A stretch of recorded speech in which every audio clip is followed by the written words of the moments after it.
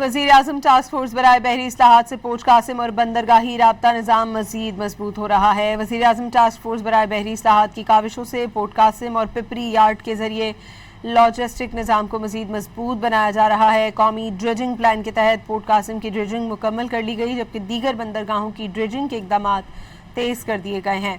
वज़ीर-ए-आज़म की हिदायत पर Karachi port Pipri railway link की बहाली का मंसूबा मुकम्मल किया गया।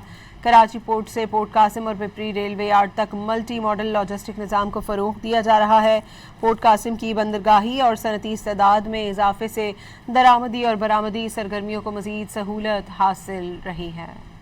वज़ीर-ए-आज़म टास्क फोर्स बराए बहरी इस्लाहात से पोर्ट कासिम और बंदरगाही राब्ता निज़ाम मज़ीद मजबूत हो रहा है। वज़ीर-ए-आज़म टास्क फोर्स बराए बहरी इस्लाहात की काविशों से पोर्ट कासिम और पिपरी यार्ड के जरिए लॉजिस्टिक निज़ाम को मज़ीद मजबूत बनाया जा रहा है। कौमी ड्रेजिंग प्लान के तहत पोर्ट कासिम की ड्रेजिंग मुकम्मल कर ली गई, जबकि दीगर बंदरगाहों की ड्रेजिंग के इक़दामात तेज़ कर दिए गए हैं। वज़ीर-ए-आज़म की हिदायत पर Karachi port Pipri railway link की बहाली का मंसूबा मुकम्मल किया गया।